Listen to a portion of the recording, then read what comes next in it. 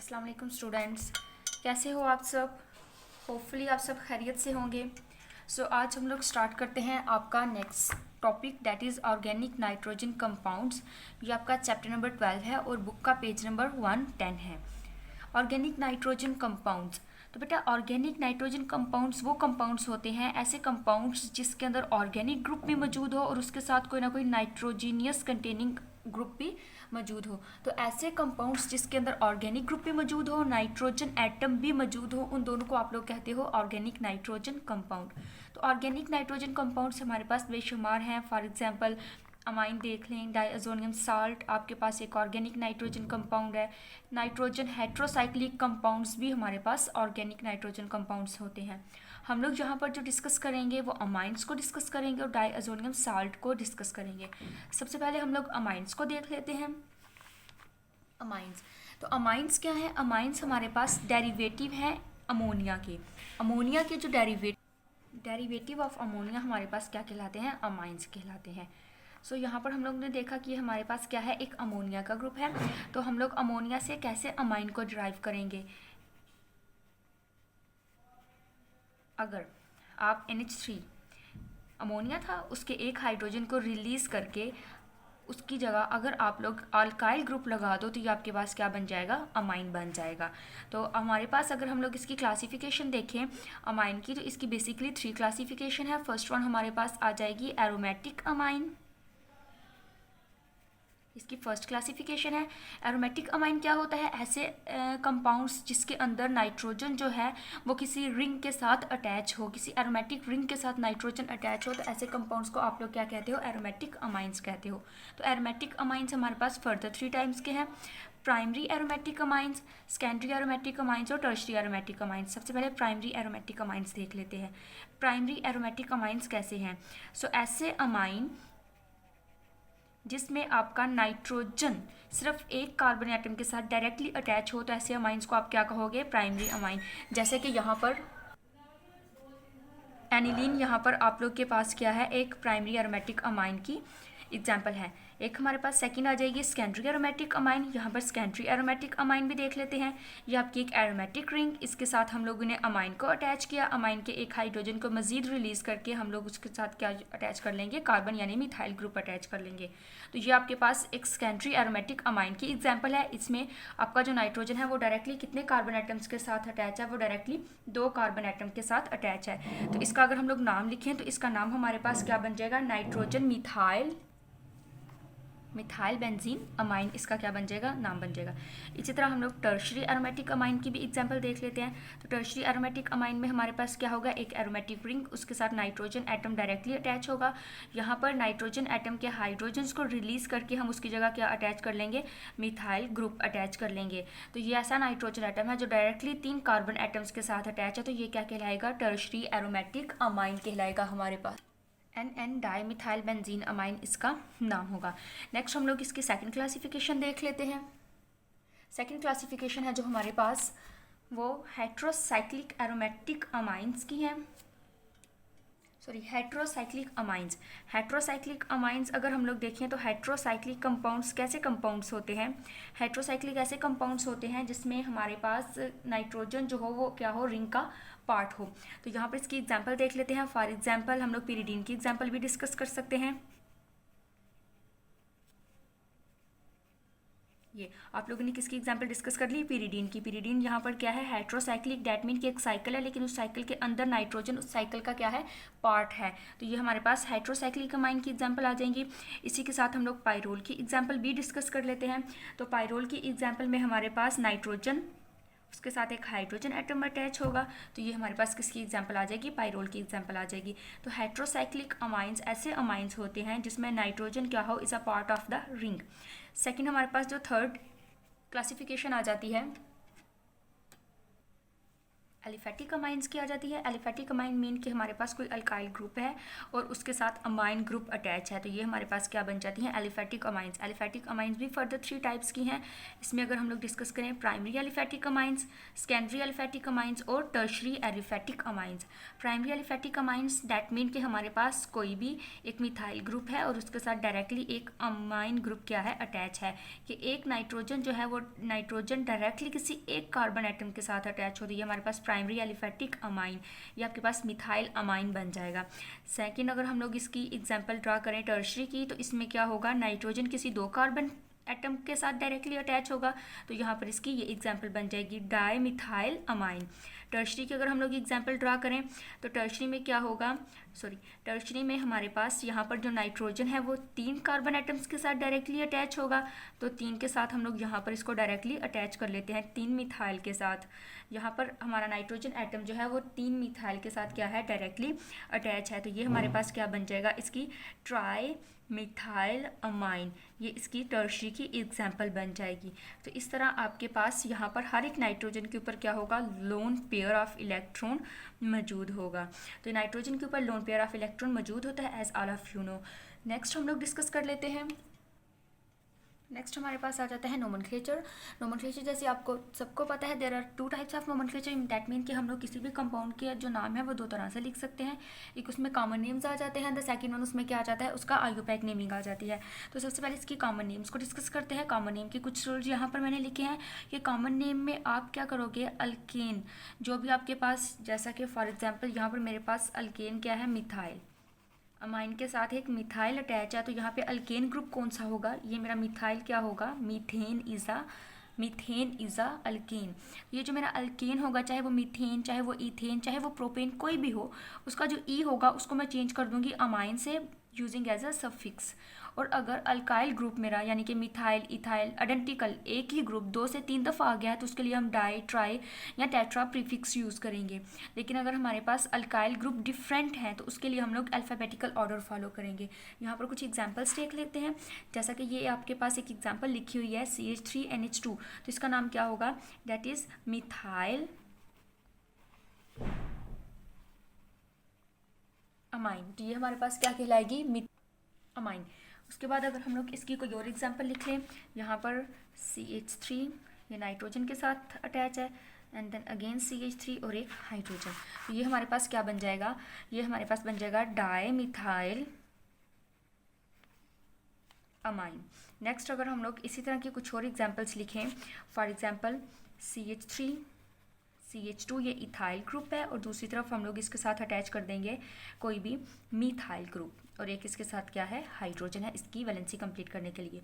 तो स्टूडेंट्स इसका क्या नाम होगा, एक तरफ मिथाइल ग्रुप है, एक तरफ आपके पास इथाइल ग्रुप है। तो अल्फ़ाबेटिकली आप ऑर्डर फॉलो करेंगे, तो किसको पहले लिखेंगे, आप सबसे पहले लिखेंगे इथाइल, देन आप लिखेंगे मिथाइल, और आप सफिक्स के तौर पे क्या यूज़ करोगे, अमाइन यूज़ करोगे। तो इसका नाम आप कैसे लिखोगे, इसको आप लिखोगे ethyl and then methyl amine. तो इस तरह आप लोग इनकी कॉमन नेमिंग कर सकते हो। नेक्स्ट हमारे पास आ जाएगी आयुपैक नेमिंग।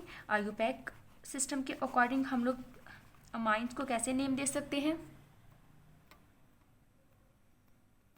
तो इसके भी पहले कुछ रूल्स डिस्कस कर लेते हैं। सबसे पहला रूल आपके पास क्या आ जाएगा, locate the longest chain. Second rule आपके पास आ जाएगा change the E of alkane with amine. Same जैसे हम लोगों ने पहले डिस्कस किया था कि हमारे पास क्या था, जो अल्केन का ई है उसको हम लोगों ने अमाइन के साथ चेंज कर देना है एज अ सफिक्स।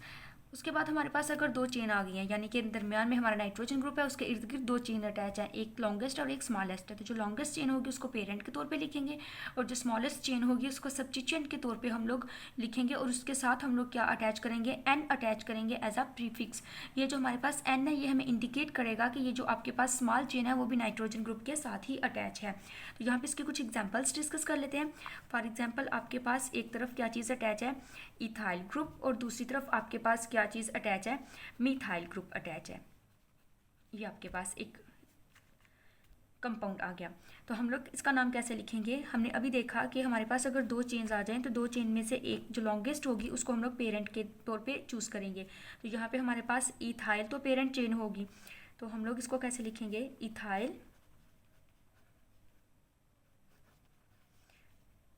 अमाइन अभी हमने देखा कि लॉन्गेस्ट चेन को लोकेट करना है, ओके, उसके ई को चेंज कर देना है, अमाइन को हमने चेंज कर लिया उसके ई को अमाइन के साथ। देन हमारे पास क्या है, मिथाइल है, तो इसको हम लोग कैसे लिखेंगे, एन मिथाइल। तो ये हमारे पास क्या बन गया, N methyl ethyl amine. N हमारे पास इंडिकेट कर रहा है कि ये जो सब्स्टिट्यूएंट है हमारा वो भी नाइट्रोजन के साथ ही अटैच है। लेकिन इन केस अगर हमारे पास दोनों इथाइल ग्रुप आ जाते हैं इस तरह से, तो फिर आप इसको कैसे लिखोगे, अब हमारे पास दोनों जो है वो सेम चेन लेंथ के हैं, तो इसको हम लोग कैसे लिखेंगे, नाइट्रोजन इथाइल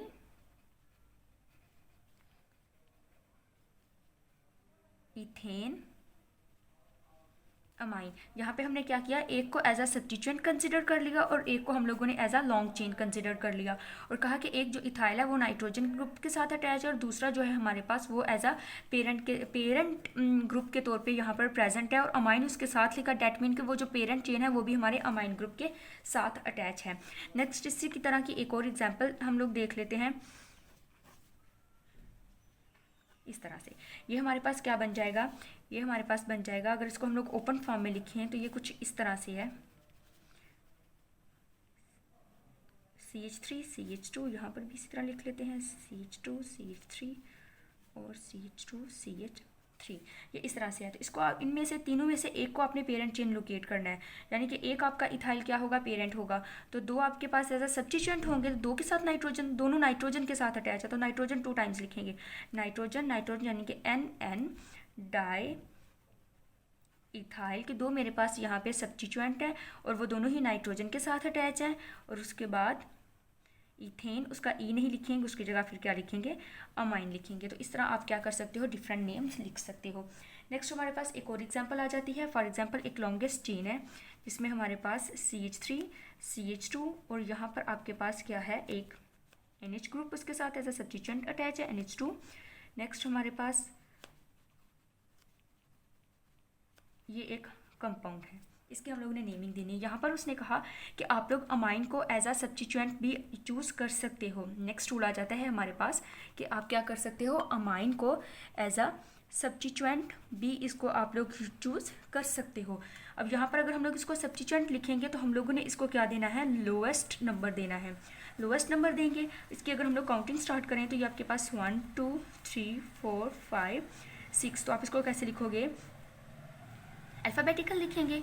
हमारे पास एक 3 अमाइन है और दूसरा हमारे पास क्या है, 5 मिथाइल है, तो आप लिखोगे 3 अमाइनो 5 मिथाइल